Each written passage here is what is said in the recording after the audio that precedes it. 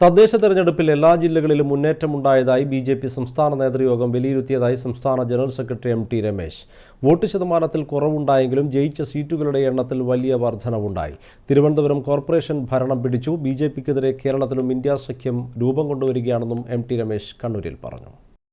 2020 അപേക്ഷിച്ച് തദ്ദേശ ഭരണ തെരഞ്ഞെടുപ്പിൽ ബി.ജെ.പിക്ക് മുന്നേറ്റം ഉണ്ടായി എന്നാണ് സംസ്ഥാന നേതൃയോഗം വിലയിരുത്തിയതെന്ന് ജനറൽ സെക്രട്ടറി എം.ടി. രമേശ് പറഞ്ഞു. ലഭിച്ച വാർഡുകളുടെ എണ്ണത്തിൽ വർധനവുണ്ടായി. ബി.ജെ.പിക്ക് ഭരിക്കാൻ കഴിയുന്ന പഞ്ചായത്തുകളുടെ എണ്ണവും വർദ്ധിച്ചു. 41 പഞ്ചായത്തുകളിൽ ഭരിക്കാൻ കഴിയും. 3000-ഓളം വാർഡുകളിൽ CPM-ഉം കോൺഗ്രസും ഒന്നിച്ച് ബി.ജെ.പിയെ തോൽപ്പിച്ചു എന്നും എം.ടി. രമേശ് ആരോപിച്ചു. ബി.ജെ.പിയെ തോൽപ്പിക്കാൻ വേണ്ടി UDF-ഉം LDF-ഉം ഒരുമിച്ച് ചേർന്നിട്ടുള്ള ധാരാളം അനുഭവങ്ങളുണ്ട്. ഇന്നിപ്പോൾ ജില്ലാ പ്രസിഡന്റുമാർ അവതരിപ്പിച്ചുള്ള റിപ്പോർട്ടിന്റെ അടിസ്ഥാനത്തിൽ കേരളത്തിൽ 3000-ലേറെ വാർഡുകളിൽ ഗ്രാമപഞ്ചായത്ത് വാർഡിലും മുനിസിപ്പൽ വാർഡിലും CPM-ഉം കോൺഗ്രസും പരസ്പരം സഹായിച്ചിട്ട് ഞങ്ങളെ തോൽപ്പിച്ചിട്ടുണ്ട്. ചില പഞ്ചായത്തുകളുടെ ഭരണം തന്നെ ഞങ്ങൾക്ക് നഷ്ടമായത് ഇവ രണ്ടുപേരും ഒരുമിച്ചിട്ടാണ്. പന്തളം മുനിസിപ്പാലിറ്റി കഴിഞ്ഞ പ്രാവശ്യം ഞങ്ങൾ ഭരിച്ച മുനിസിപ്പാലിറ്റിയാണ്. ഈ പ്രാവശ്യം ബി.ജെ.പിയെ തോൽപ്പിക്കാൻ വേണ്ടി ബോധപൂർവം ആ മുനിസിപ്പാലിറ്റിയിൽ കോൺഗ്രസും CPM ഒരുമിച്ചതിൻ്റെ ഉദാഹരണമുണ്ട്. നമ്മുടെ മുമ്പിൽ തെളിവുകളായിട്ട് കണക്കുകളുണ്ട്. കാസർഗോഡ് ജില്ലയിൽ പല സ്ഥലങ്ങളിലും സ്ഥാനാർത്ഥികളെ പോലും നിർത്താതെയാണ് CPM UDF-ന് വോട്ട് മറിച്ചത്.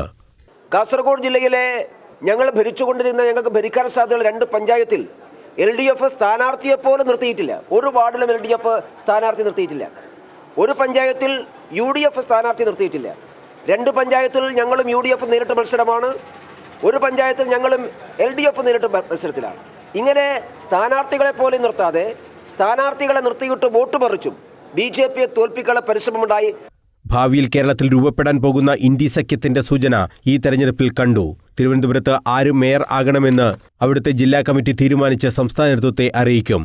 തദ്ദേശ ഭരണ തെരഞ്ഞെടുപ്പിൽ 25% വോട്ട് വിഹിതം എന്ന ടാർഗറ്റ് വെച്ചിരുന്നുവെങ്കിലും അതിലേക്ക് എത്തിയില്ല. UDF-ഉം LDF-ഉം ഒന്നിച്ചിട്ട് പോലും എല്ലാ ജില്ലകളിലും ബി.ജെ.പിക്ക് സീറ്റ് വർദ്ധിപ്പിക്കാൻ കഴിഞ്ഞുവെന്നും എം.ടി. രമേശ് പറഞ്ഞു. വോട്ട് ശതമാനം കൊണ്ടു മാത്രം ഭരിക്കാൻ കഴിയില്ല. വോട്ട് ശതമാനം കുറഞ്ഞുവെങ്കിലും സീറ്റിന്റെ എണ്ണം കൂടുകയാണ് ചെയ്തത്. തൃശൂരിൽ ലോക്സഭാ തെരഞ്ഞെടുപ്പിൽ ദേശീയ വിഷയവും നരേന്ദ്രമോദിക്ക് അനുകൂലമായ ട്രെൻഡും എല്ലാം ആയിരുന്നു വിജയഘടകം. ആ പാറ്റേൺ അല്ല തദ്ദേശ ഭരണ തെരഞ്ഞെടുപ്പിലെന്നും എം.ടി. രമേശ് പറഞ്ഞു. നിയമസഭാ തെരഞ്ഞെടുപ്പിൽ ആത്മവിശ്വാസത്തോടെ പ്രവർത്തിക്കാൻ കഴിയുന്ന തരത്തിൽ തന്നെയാണ് തദ്ദേശ ഭരണ തെരഞ്ഞെടുപ്പിലെ ജനവിധി ഉണ്ടായിട്ടുള്ളതെന്നും എം.ടി. രമേശ് വ്യക്തമാക്കി. ബി.ജെ.പി. സംസ്ഥാന നേതൃയോഗത്തിനു ശേഷം മാധ്യമങ്ങളോട് സംസാരിക്കുകയായിരുന്നു അദ്ദേഹം. News bureau, Kannur.